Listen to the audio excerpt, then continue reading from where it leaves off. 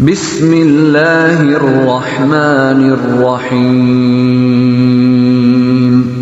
وَلْتَكُن مِّنكُمْ أُمَّةٌ يَدْعُونَ إِلَى الْخَيْرِ وَيَأْمُرُونَ بِالْمَعْرُوفِ وَيَنْهَوْنَ عَنِ الْمُنكَرِ وَأُولَٰئِكَ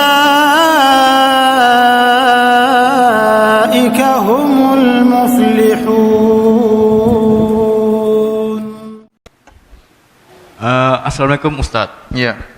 Saya mau tanya, apakah Yahudi dan Syiah itu bersaudara? Yahudi dan apa? Dan Syiah, apa itu bersaudara mereka? Secara bangsa berbeda ya. Yahudi mereka adalah bangsa yang mengatakan mereka pilihan Allah Subhanahu wa taala. Tadi Allah mengatakan qul ya ayyuhalladzina hadu in za'amtum annakum awliya'u lillahi min duninas. Mereka menyangka mereka aulia Allah, yang lain enggak. Kami ajalah wali-wali Allah, kamilah hamba yang diakui oleh Allah, yang lainnya bukan. Oleh karenanya dalam buku mereka, dalam kitab Talmud, mereka mengatakan bahwasanya sebenarnya bangsa-bangsa selain Yahudi itu diciptakan oleh Allah untuk melayani mereka. Semuanya, bangsa Indonesia, semuanya bangsa selain Yahudi itu diciptakan oleh Allah untuk melayani mereka. Dan sebenarnya kedudukan bangsa-bangsa yang lain selain Yahudi, kedudukannya seperti babi, monyet dan anjing, sapi, seperti hewan-hewan. Tapi kalau Allah ciptakan mereka dalam bentuk hewan, susah melayani mereka. Makanya diciptakan dalam bentuk seperti antum-antum ini, supaya mudah untuk melayani orang Yahudi. Jadi mereka tidak pernah bersaudara dengan bangsa-bangsa yang lain. Ini hukum asal. Tetapi memang kita tahu dalam sejarah pendirian Syiah dari Abdullah bin Saba, yang dia seorang Yahudi. Sebagaimana disebutkan dalam buku-buku sejarah Syiah dan termaktub juga dalam kitab-kitab Syiah tentang Firqah Sabaiyah yang berasal dari Abdullah bin Saba, seorang Yahudi. Ini diakui dalam tokoh Abdullah bin Saba kontroversial, namun ternyata setelah diteliti dalam buku-buku Syiah juga disebutkan bahwasanya nenek moyang mereka berasal dari Abdullah bin Saba ya. Tapi secara bangsa tidak bersaudara. Secara pemikiran ada kesamaan. Oleh karena ada risalah ilmiah yang judulnya Badrul Majhud fi Musyabahati Rafidhah bil Yahud, atau maknanya seperti itu, yaitu tentang persamaan antara Yahudi dengan Syiah. Risalah ilmiah 2 jilid ya. Enggak tahu sudah diterjemahkan atau belum. Ya, tentang kesamaan antara Syiah dengan apa? Dengan Yahudi. Ya. Dan kita lihat di mereka berpelukan antara Yahudi dengan apa?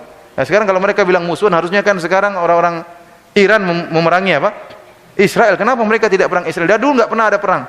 Cuma omong kosong, katanya ngirim rudal pun enggak kena apa-apa.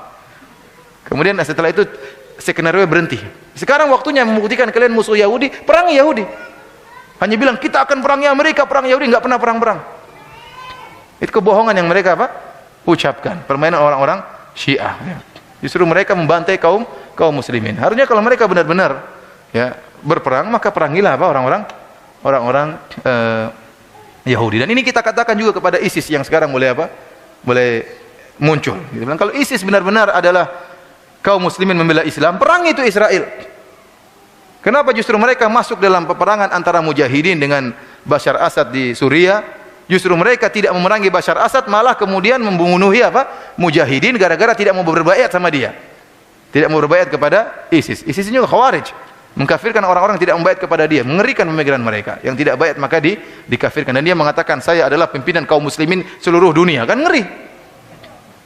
Kita katakan kepada ISIS, kamu sudah kedahuluan Islam Jamaah.